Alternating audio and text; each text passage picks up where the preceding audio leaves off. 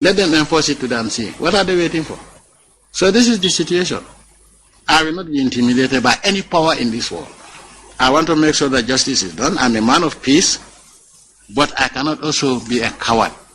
My rights cannot be violated and intimidated to a point where I succumb to blackmail. I will never do that. So this is my position. All what we want is a peaceful resolution of the conflict by Gambians based on the constitution of the Gambia. So this is the situation.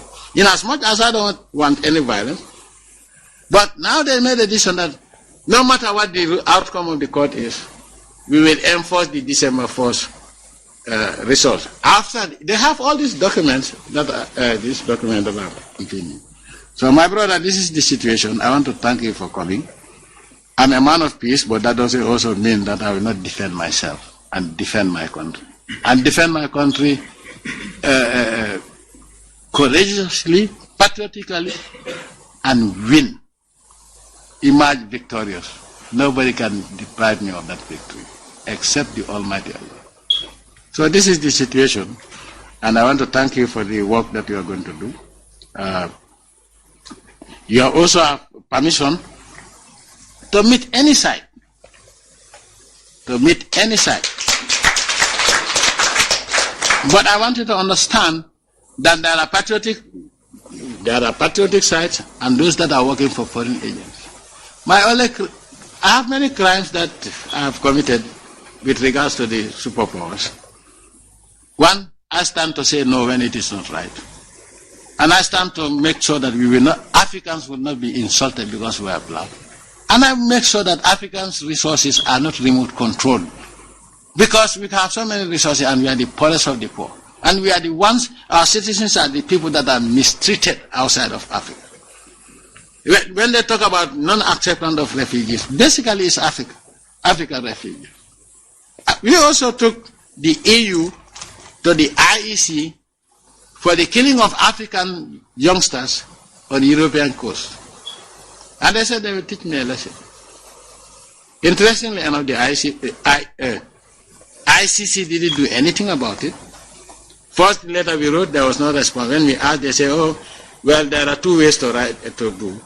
One way you write, that means you, the government, will conduct the investigation and put the facts before the ICC.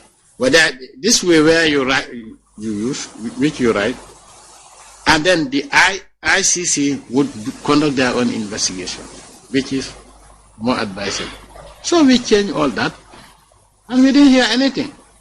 And that's why we left the ICC because they were happy to prosecute Africans, but not Europeans.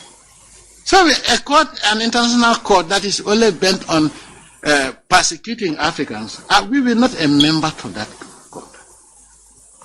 So there are so many factors. We left the Commonwealth, and they were angry with me because we didn't want Gambia to be seen as a colony of Britain. Colonialism has ended. You have the Foreign Secretary of Britain making comments about the Gambia, deciding what should be done about the Gambia, which was unacceptable. We have always realized that the Commonwealth is a neo-colonialist institution.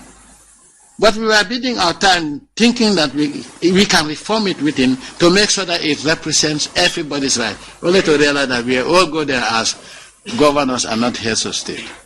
I decided to leave the Commonwealth. We cannot be colonized twice and we will not be enslaved twice. These are some of the reasons.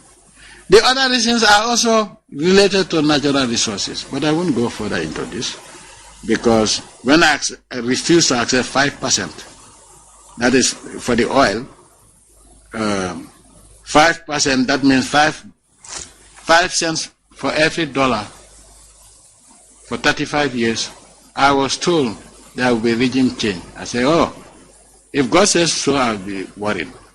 But because you are saying so, now I'm not even accepting whatever offer you give unless it is 50-50.